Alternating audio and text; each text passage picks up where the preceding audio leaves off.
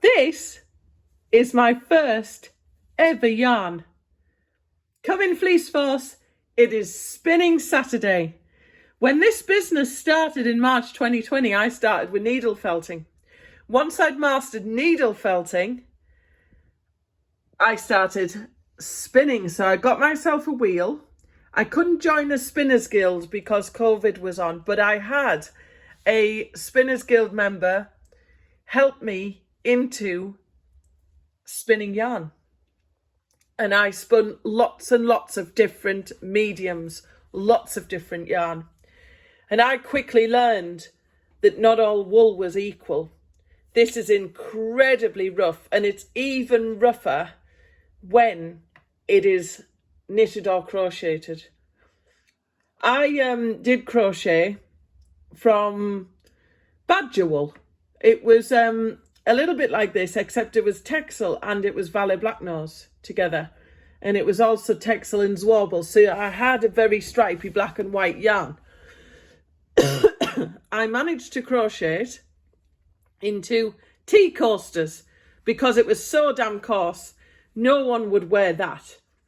And I thought, this is why we've got merino forever. This is why we've got merino on the shelves and imported silks, etc. But the ethics of production are nowhere near real wool.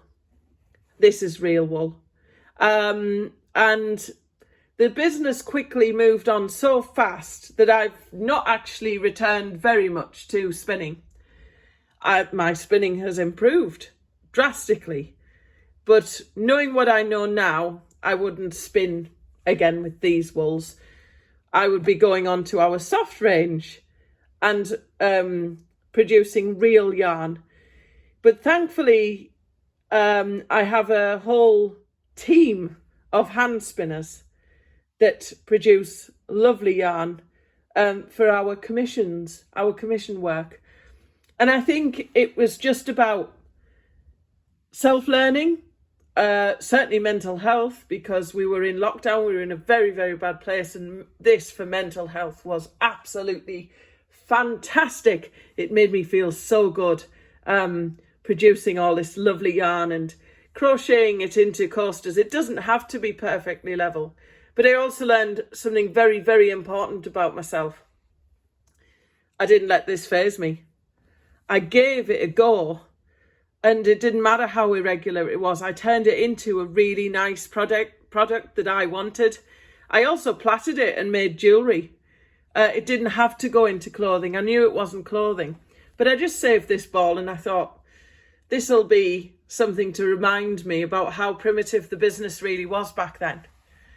But knowing what I know now, that if you want really soft wearable yarn that you could wear on your neckline, there's a list of wonderful UK wools that no one knows about. Blueface Leicester is one of them, but there's a vast variety. Teeswater, Clun Forest, Portland, absolutely gorgeous for the wearing. And recently, for mill spun yarn, we use a mill. Recently, Cheviot Hog and Hebridean Hog came back, and for the first time, I felt truly wearable UK wool that was from a classed as medium soft breed, not a Shetland Blueface Leicester fine type. So that's a little insight into my own yarn journey, and I just want to say to you guys, go for it. Don't be frightened of it. Just give it a go. Start here. Start with producing over twist. Start with thick and thin. Turn it into something. But learn from my mistakes. Read the website descriptions that's on our A to Z line. Choose a nice soft wool to work with. And even if you produce thick and thin, by the time you ply it and you knit it up, you'll have something really nice and soft and wearable. That's it really. Stay tuned. Have a great Saturday.